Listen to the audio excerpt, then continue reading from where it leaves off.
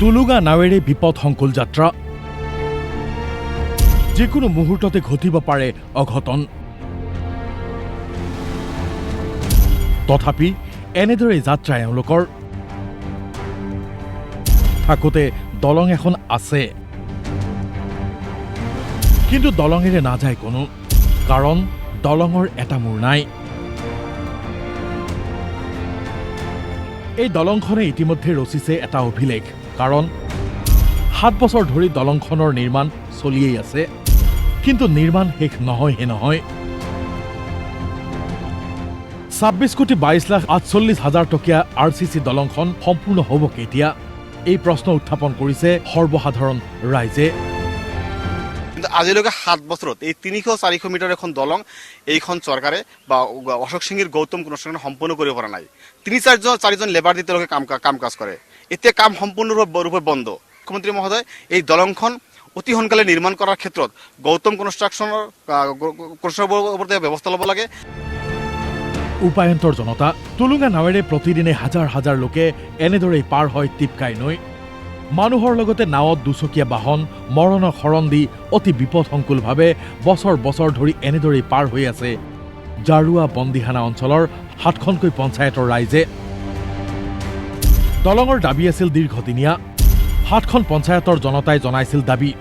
2018-19 চনত দলং নিৰ্মাণৰ ঘোষণা হ'ল কাৰ্য কৰা হ'ল প্ৰায় 26.22 কোটি টকা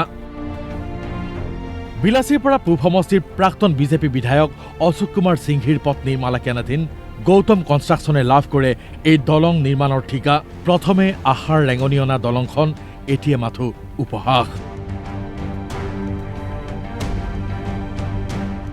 এইবাৰ আহক অসমৰে আন এটা প্ৰান্তলৈ স্থান শ্ৰীভূমি জিলাৰ এটা অঞ্চল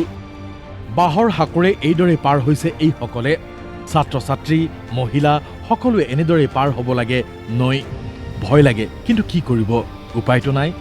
এনেদৰে পাৰ হ'ব লাগে এওঁলোকে প্রতিদিন যাতায়াত করবার সময় মানে অসুবিধা হয় সাইকেল লিয়ে পারা নিয়ে যায় না এখানে বেশিরভাগ প্রবলেম হয়ে যায় যখন জল শুকিয়ে যায় রাইট যখন জল শুকিয়ে যায় তখন আমাদের নৌকাটা চলে না যখন নৌকাও চলে তখনও প্রবলেম হয়ে যায় বেশি যখন কারণ প্রত্যেক বছর যখন দেখা যায় কি বন্যা আসছে ফ্লাড হয়ে যায় তখন খুব বেশি প্রবলেম হয়ে যায় শ্ৰীভূমি জিলাৰ ৰামকৃষ্ণনগৰ সমষ্টিৰ দুৰ্লভচৰাৰ ফেটিপাত এলেকাত আছে দলংখন প্ৰায় 3-4খন গাঁৱৰ লোকৰ যাতায়াতৰ একমাত্ৰ ভৰসা এইখন হাকো বহু আবেদন নিবেদনৰ পিছতো নিৰ্মাণ হোৱা নাই এখন পকী দলং প্ৰতিবাৰ বানপানীৰ সময়ত সিংলা নৈৰ কৰাল গ্ৰাসত বাহৰ হাকোখনো উটুৱাই নিয়ে সেই সময়ত নাৱেৰে বিপদসংকুলভাৱে যাতায়াত কৰিবলগীয়া হয় এওঁলোকে মুঠৰ ওপৰত জনতাৰ কথা শুনিবলৈ কোনো জননেতাৰ সময়েই নাই ধুবুৰীৰ পৰা চাহানুৰ ইছলাম আৰু শ্ৰীভূমিৰ পৰা শীৰ্ষেন্দু চিৰ ৰিপৰ্ট DY 365